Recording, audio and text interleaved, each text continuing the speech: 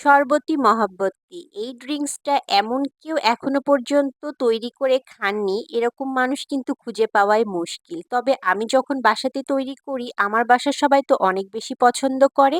আর আমার রিলেটিভসরাও খেয়ে বলে যে আমরাও তো বাসায় তৈরি করি কিন্তু তোমার হাতের এই ড্রিঙ্কসটা খেতে সবচেয়ে বেশি মজা লাগে। তুমি তুমি এটাতে কি ব্যবহার করো যে এটা এত বেশি টেস্ট হয়? তো চলুন আমি কিভাবে তৈরি করি দেখে নেই। তো আমি এখানে ফার্স্টেই তরমুজটাকে জুস করে নিয়েছি, যেটা অন্য কেউ করে না।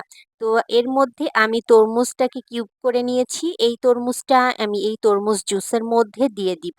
তারপরে আমি এর মধ্যে ইউজ করব হচ্ছে দুধ। সবাই তো ঠান্ডা যে আড়ং দুধটা থাকে সেটা ইউজ করে। আমি এখানে দুধটা জাল দিয়ে ভালোভাবে ফুটাই নিয়ে তারপরে এখানে ব্যবহার করি যেন টেস্টটা আরো বেশি স্বাদের হয়। তারপরে এর মধ্যে আমি টুইস্ট দেব, সেটা হচ্ছে আইসক্রিম। আমি ভ্যানিলা আইসক্রিম দিব, তবে হ্যাঁ আজকে আমার বাসায় মালাই আইসক্রিমও ছিল এক্সট্রা, সেই জন্য আমি দুইটা আইসক্রিমই ব্যবহার করেছি। আর এটা করতে করতে আমার কিন্তু মাথায় দারুণ আইডিয়া এসেছে।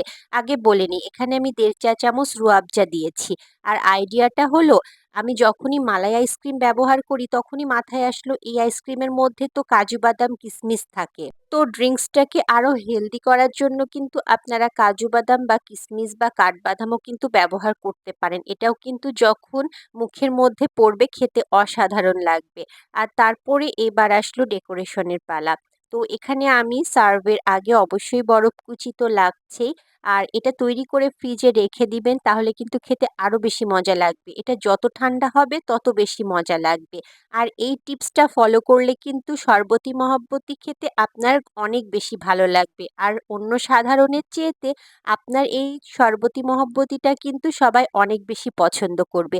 তো রেডি হয়ে গেল আমার শরবতি মহব্বতি। আর আপনারাও ঘরে তৈরি করে দেখুন এই ধরনের শরবতি মহব্বতি, খেতে কিন্তু ভালো লাগবে। আর কেউ কমেন্ট বক্সে কিন্তু কমেন্ট করতে ভুলবেন না। আল্লাহ হাফেজ।